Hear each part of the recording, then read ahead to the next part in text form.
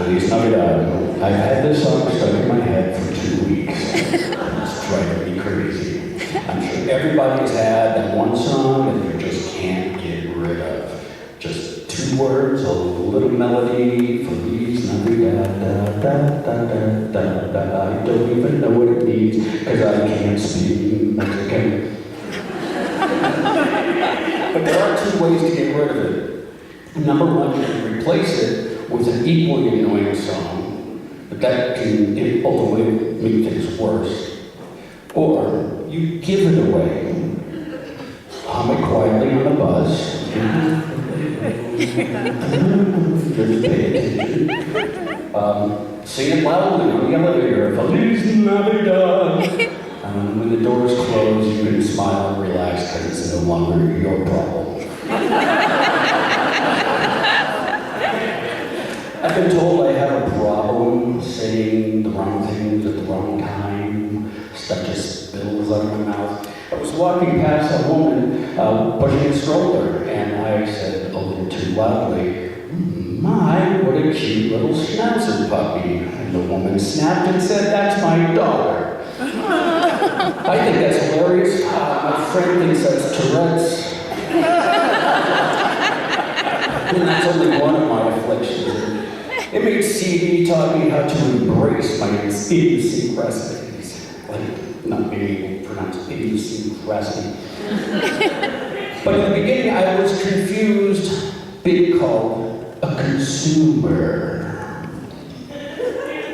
I figured out that it's more politically correct than patient or client or number 165240. But still, I feel like I should be standing in line at the Rite Aid pharmacy in the all-you-can-eat meds buffet, where only one plate per personality at a time, please. I recently met with a new doctor, and you know every time you meet a new doctor, you have to go through the same thing. They always begin with the same questions. Do you ever have thoughts of hurting yourself or others? Dude, that sounds like a dare, and I don't like the way this is going.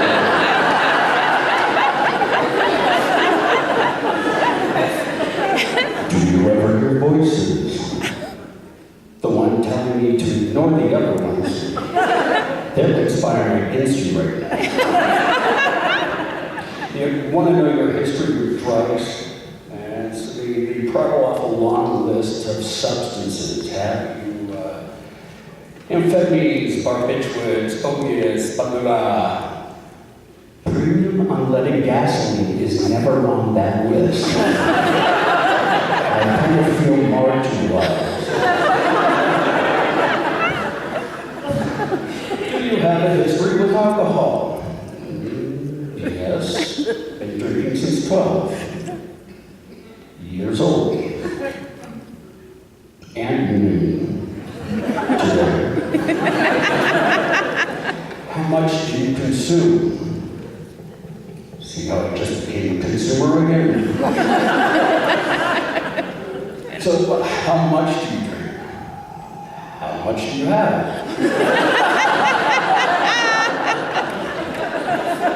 What's your drink preference? What do you have?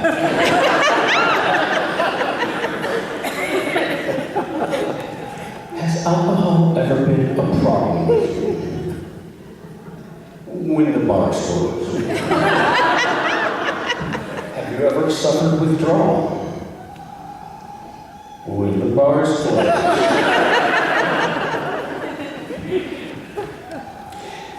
After binge drinking, do you ever hallucinate, like see bugs? I do it all the time, but not hallucinations. My apartment is infested with cockroaches. But I found they make tasty cocktail garnishes. Try it.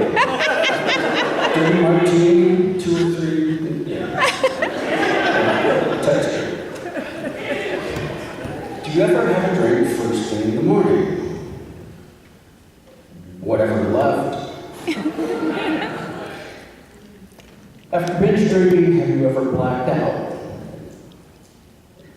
Not so far as I know. Have you ever been psychoanalyzed? Not so far as I know. Okay, some of these jokes are jokes, some are not. I have spent some dark times in a bottle, but MHC has helped me realize that my drinking exacerbated my mania, my anxiety, my depression, and vice versa. So I quit binge drinking, and as a bonus, I don't fall down so much anymore. When gravity becomes whiskey's evil twin, and you're tired of picking gravel out of your face every morning, it's time to say enough is enough, and try and laugh about it.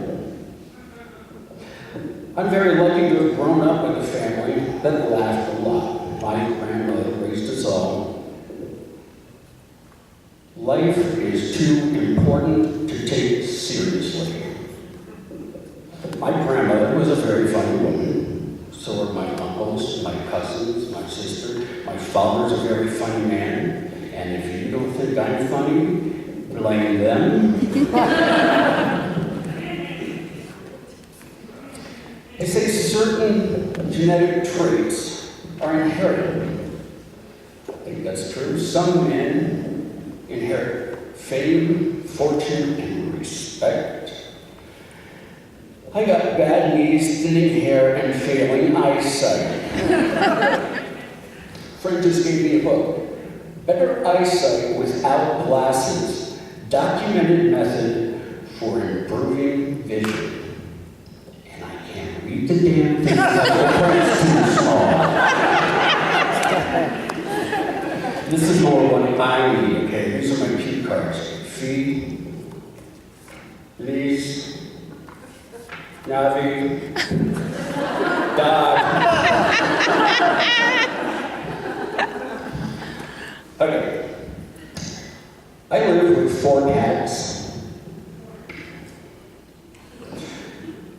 I don't live with 4 cats because I want to live with 4 cats. But I live with 4 cats.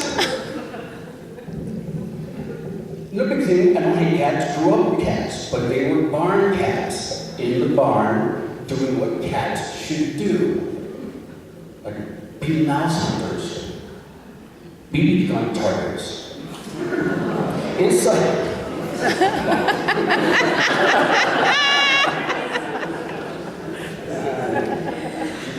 Stupid jokes on here, okay.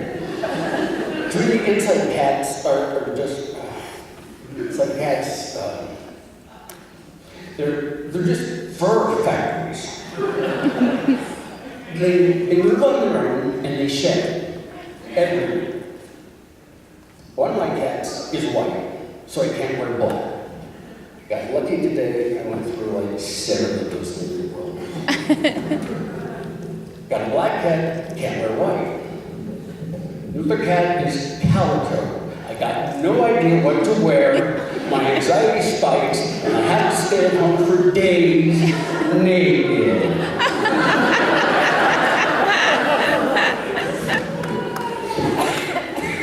Now, living with 4 cats is another challenge. They stink. When they're not eating, they're pooping.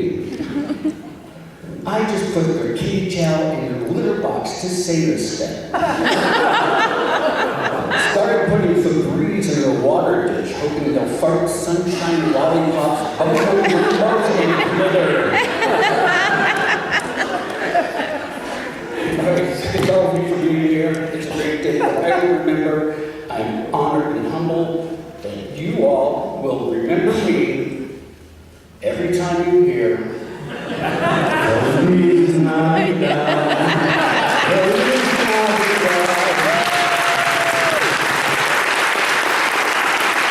Let's keep the show rolling right along. Give it up for Bonnie Everett.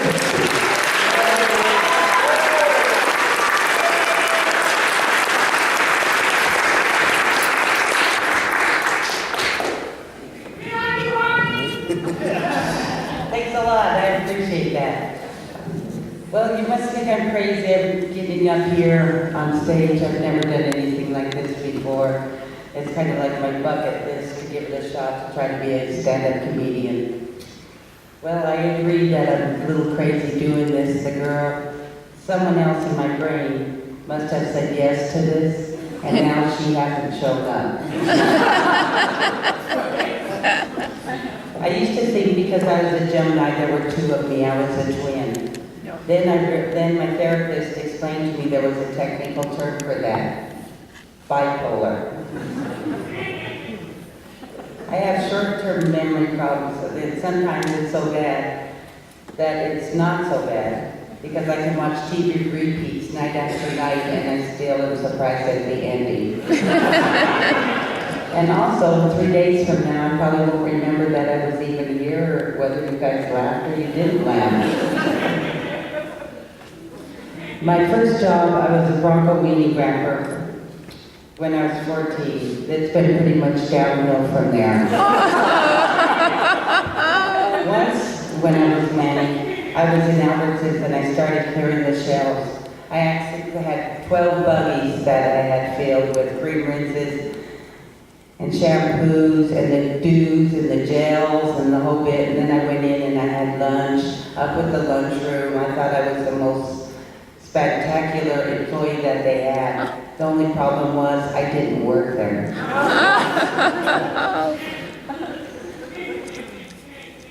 During the 80s and 90s, I worked in operations for stockbrokers around town. My job was to keep them out of jail by making sure they had proper documentation, keeping track of all their deals, and driving the getaway car. My job was also to take care of the mail, organize the stock, and order the cocaine. It was really stressful when the wire to New York would go down. The brokers would come to my window and get really pissed off. Fortunately, we were behind bulletproof glass, but it was pretty traumatic when they stuck their bare butts against it. But here I am in a position of responsibility, and I have no idea what I'm doing and where I'm going. Sounds like the people who run the healthcare system. I used to take the bus every day, and one time there was this god-awful smell, and everyone was opening their windows and trying to figure out what this smell was. They were going up and down and moving seats and everything else, and I was one of them trying to figure out, oh my God, this is bad news. But when I got off the bus, it got off the bus with me. Then I realized it was the shellfish I had taken home from the restaurant the night before. So now every time I take the bus or stand in line in a long line in Target or King Soopers or something, I take it with me and it moves me right to the front of the line.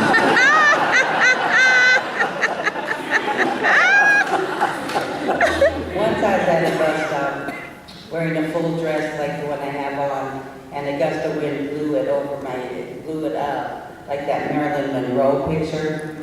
So I told the driver he should let me on for free. And, because I'd already given him enough of a show. And that dude, he just didn't get it. He charged me full price, and I really think I should have gotten on for free. And to make it even worse, he didn't even give me a tip.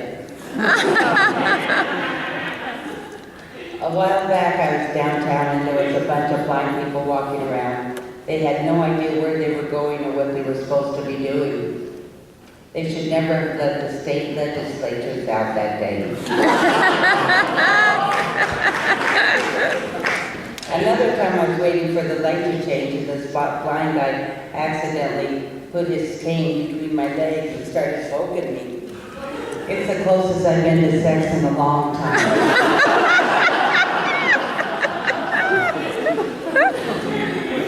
My friends are always trying to fix me up with guys, but you know they're not very good at matchmaking when they invite you to a barbecue with some handsome General Baxter comes in and he brings his own date. I have a question. At a drive-through bank, why do they always have braille markings? The last time I checked, we didn't have a lot of blind drivers. Oh, wait. We're in Denver. That would describe half the population. At one point, I quit my job and took over a flower and plant shop. My favorites were the illegal plants I grew in my basement. It was supposed to be less stressful than working for stockbrokers, but it wasn't. Anything is stressful when you don't know what you're doing. Maybe that's why my psychiatrist always looks so anxious.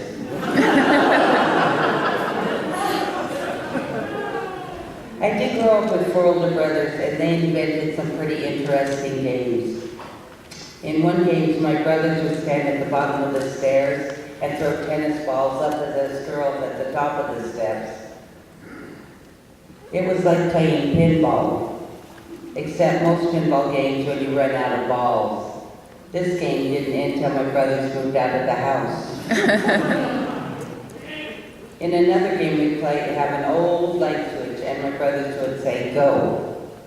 And if the switch was turned on, they could beat us up as much as possible. But if we managed to put the switch on off, then they would beat us as much as they wanted to. And you turn it off, and then they would have to freeze. It was like kind of a clap-on version of domestic violence. But finally we got smart and left them frozen all through the early 20s. We also played other fun games like stick your finger in the light socket and push your siblings out the second-story window. Those games have really affected our adult relationships. To this day we get together. My brothers still bring a ball and light switch, and we have a gay old time, but it really freaks out the other customers at Denny's. Once I checked myself into the hospital because I was afraid I was going to do drugs or make a bad decision and drink, and I figured the hospital would give me something to do, so I wouldn't do that. But my idea of something to do didn't include being put in 4-point restraints and being shot with Haldol. I loved going on vacations. Once I was in Hawaii wearing headphones, and this good-looking guy came across the pool, and he starts taking off his clothes to suntan. But with the headphones on, I couldn't hear how loud I was yelling, so I yelled, "Hey, look at that good-looking guy taking his clothes off. He's going to strip for us." And instead of getting embarrassed, he came over, gave us each a lap dance, and made us tip him $50. When you're dealing with people from different cultures, it can be confusing. I was in Mexico at a restaurant, and after dinner, the waiter came up and told my gentleman friend, "You need a toupee?" And my gentleman friend said, "No, a hair transplant would be way more natural." Well, that's all I have for today. Thank you very much for your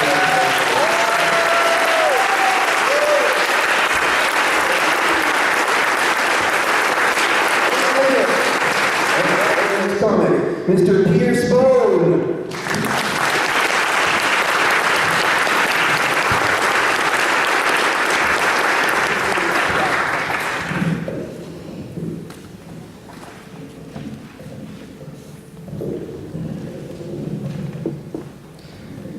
Hey, good to see everybody. Well, I guess that's, if I could see you, that's probably wondering why I'm wearing these sunglasses, and it's actually, well, yeah, they do make me look cool, but it's more so because I have a severe vision impairment. So right now, as I'm looking out at you beautiful people, all I can really see is a big blur. And it's kind of like when I go off my meds.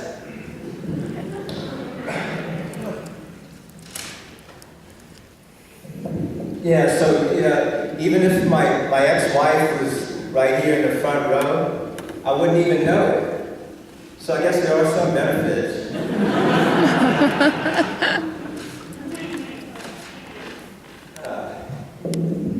Yeah, actually, I have over 7 different pairs of glasses that I wear.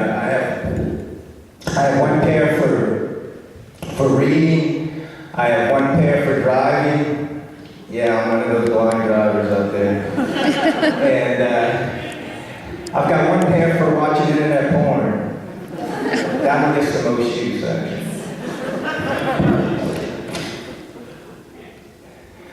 When driving, I use a device that is called a monocular device. It's for you lay people. It's like binoculars, but one knock is silent. One knock is silent.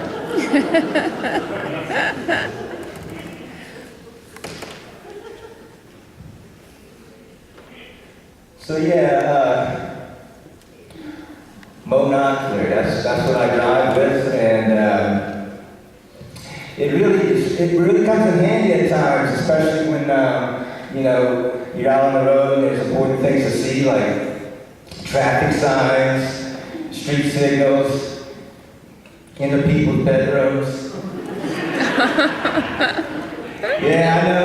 Go ahead. You can label me. Label me if you want. I'm a pervert. That's right. But just remember, a wise someone once said, one person's pervert is another person's expert.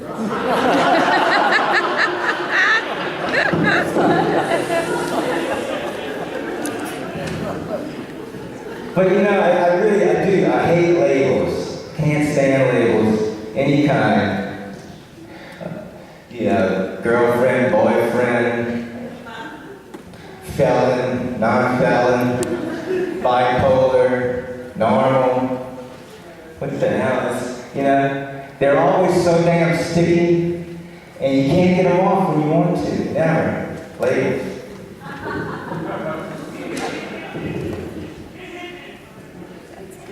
So yeah, now that we're talking about labels, I guess I should mention one of my other labels is I'm a Cajun. And I know you all know what that means, right? No? No, it's not a spicy meal you get at Popeyes. It's actually a culture. Yeah. My ancestors came down here from Canada, from David's Way, about 150 years ago. My Cajun ancestors moved down here and they settled down in South Louisiana. Many Cajuns still make their living down there. They fish, they hunt, they trap, small defenseless animals.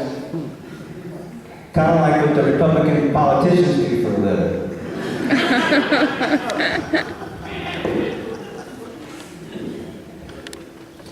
Yeah, talking about Republican politicians, it reminds me of being homeless. Yeah, I know it's hard to believe I was homeless at one point, but it was true. I was down to my last $39.99. And I thought, well, there's a few things I can do with this money.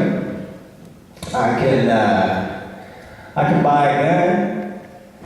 Yeah, thanks to Republicans, it was easy to get. I can buy a gun and go rob a bank.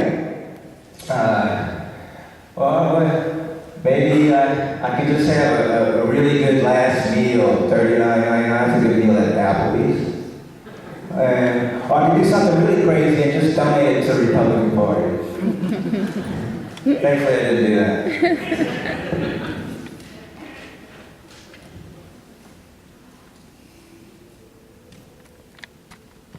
So yeah, when I was homeless,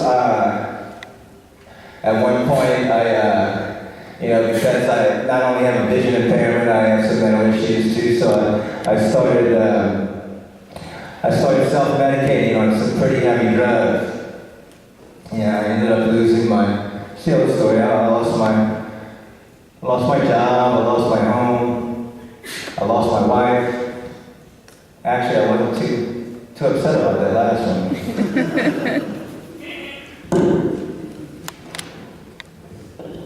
Speaking of being homeless, as David said, marijuana is now legal here in Colorado. Go ahead, shout it out. You know, an old hippie like me, I'm ready to shout it out. You know, but no matter what side of the debate you're on with marijuana, I think there's one thing that we can all agree on. Blondes are even dumber here now. Yeah, I was out just the other night at my favorite jazz club here in Denver called Dazzles. And yeah, you know, it's a great club. It's top 50 clubs in the world, I believe. And so I was in there having a drink, and there were these two blondes next to me. True story. First blonde says, "Oh, Jimmy, I just got back from Peru, and I feel so spiritual. I'm so spiritual and shit." And her friend, the other blonde, says, "Oh my God, I would kill to go to Europe."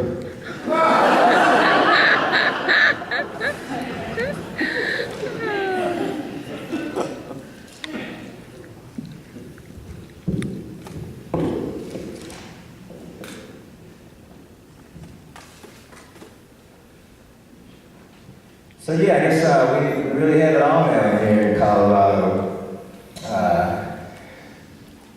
And this progressive mindset that we have here now, it kind of allows me to be more who I really am. You know, of course, just by looking at it, I guess you can't tell that I'm an old hippie, but yeah, maybe I should take that off. But yeah, I'm a little different than most men. I like to wear my hair long and my nails long a little bit. I like to design and wear my own jewelry, as you can see. And I actually respect and listen to women when they talk.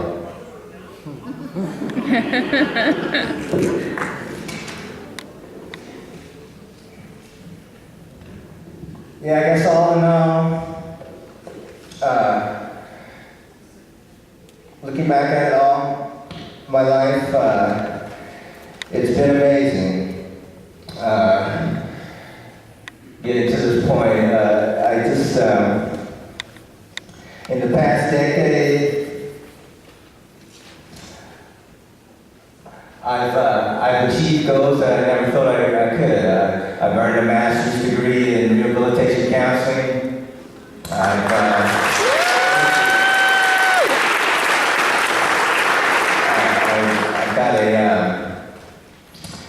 a rewarding career in mental health, and just yesterday I was able to go into Costco's without pulling down my pants. So, achievements and goals. Thank you very much.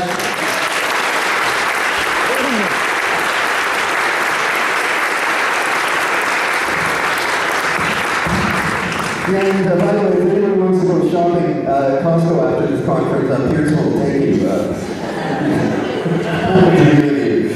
So we have one last comment, and please give it up for Mr. Zach Barnes. Woo, Zach!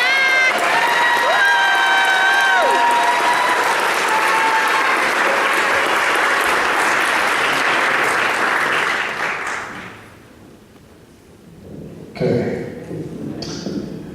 A lot of people shoplift, even really famous ones. Here's my impression of Bill Clinton getting caught shoplifting with Sylvester and Rodney Dangerfield as store security.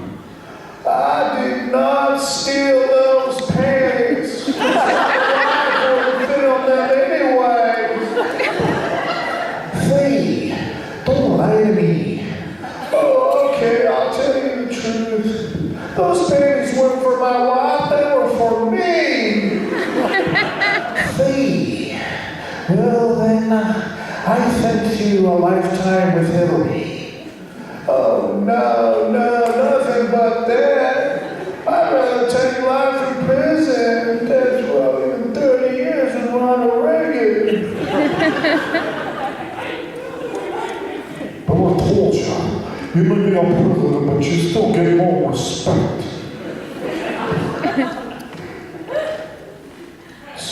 this day and age, everyone has been in the psych ward at least once, including our favorite movie characters. Here's what happens when James Bond was a psychiatrist on a session with Gorham and Elmer Fudd as clients. My precious, I can't find my precious. Well, I think you looked at Post. I'm going to need you in bed. But we have another medication you can try. It'll give you stern motivation. My precious. I need my precious. Go on, be very good. Always take your medication, even if it gives you weight gain and diarrhea.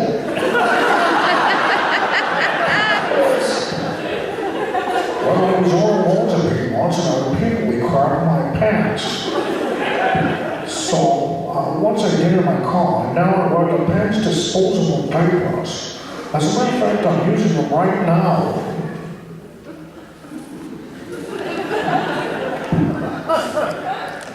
Now that I'm out of the psych ward, I'd like to take up a sport, so I've started with panhandling. I see Goofy and Porky panhandling. Look, hey, Mickey, hey, Porky, where are we gonna go? Mickey, I think let's go that way. Let's push up and Greg steal his wallet. Mickey, which part of the podcast you know, be a brief, pastor.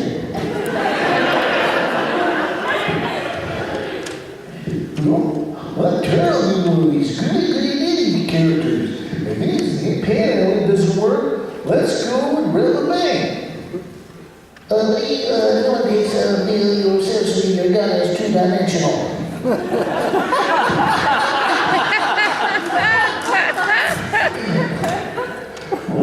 No problem. Well, you never put in the bank to with 3D glasses. Here's my impression of another support group with Jack Nicholson as a psychiatrist and Elvis, Cartman from South Park, Arnold Schwarzenegger, and Marge Simpson as clients. I'm glad you all came to learn more about your illnesses.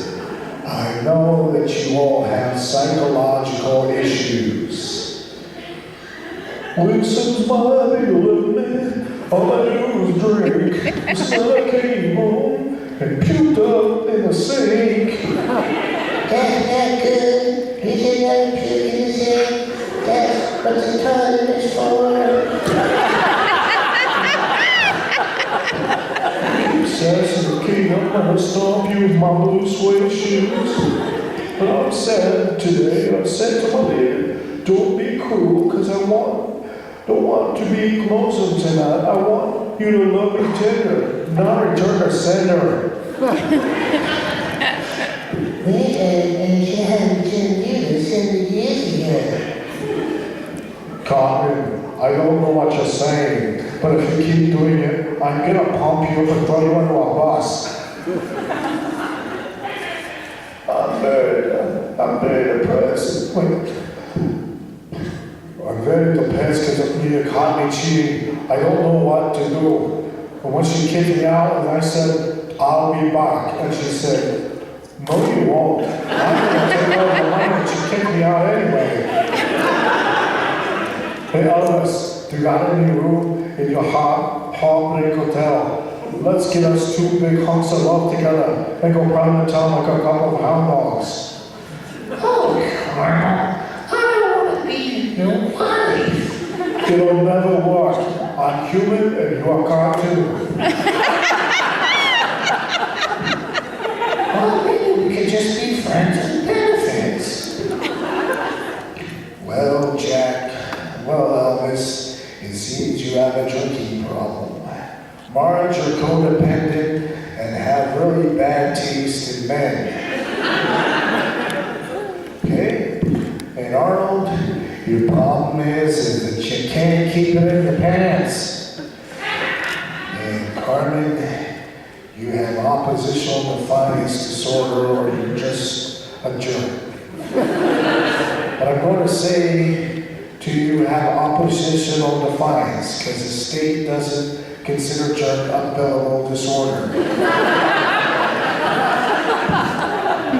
So, you all have lots of work to do. Thanks to you, I'll be able to pay my staff and put my kids through college 3 times.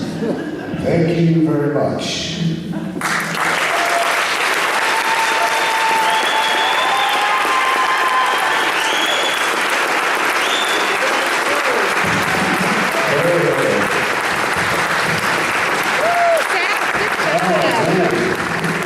The amazing voice meister, Zach Barnes.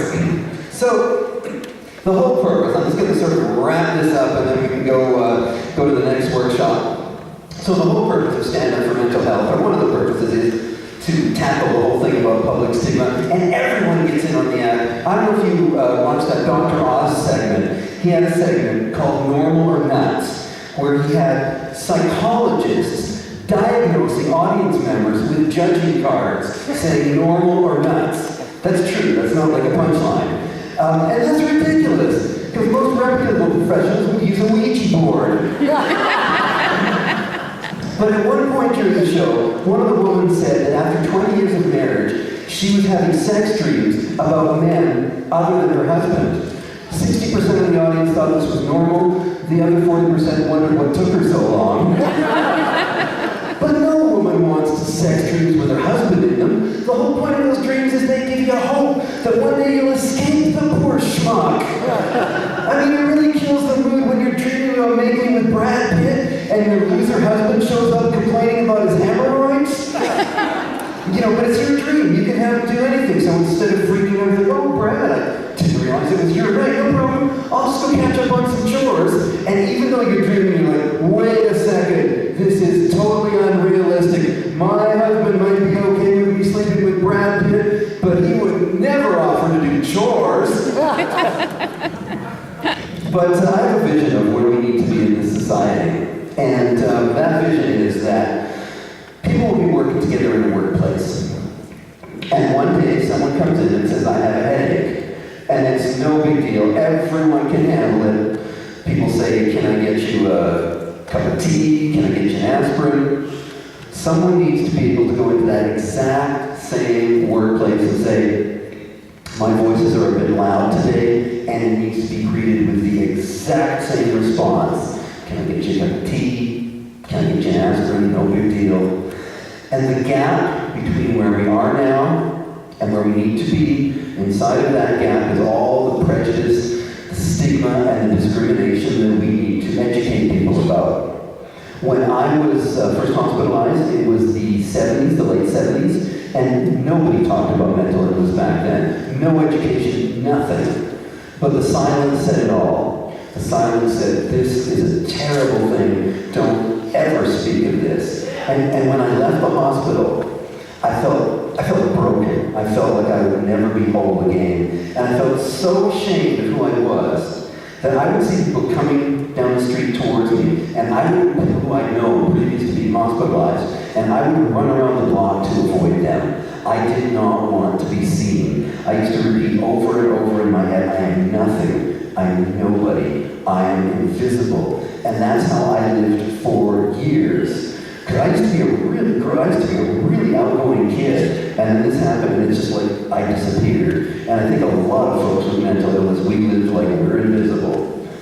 And then I think what a difference it would have made in my life if I could have fast forward to today and seen folks like you saw today get up on stage and do stand-up comedy. It would have given me a sense of hope, like, wow, so these people have been through what I've been through, and look what they can do. This is proof that recovery is possible. This can give me some hope, because hope is so crucial. I think Carl was mentioning it.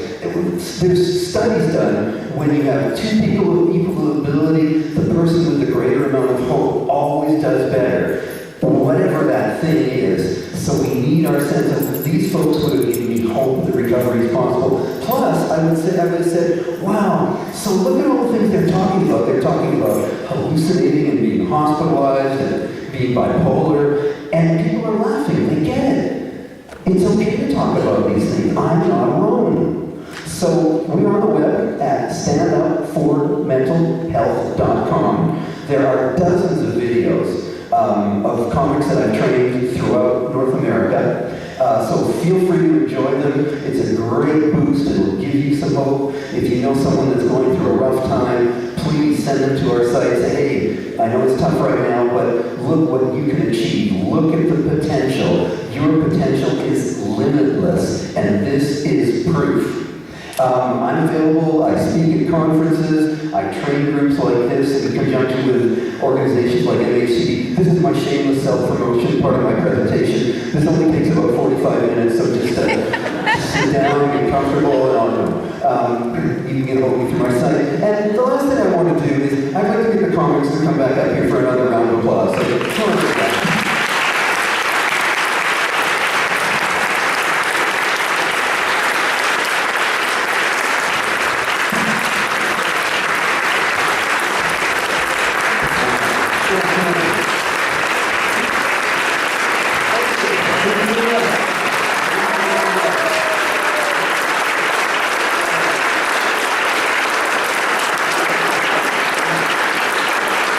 Thank you very much.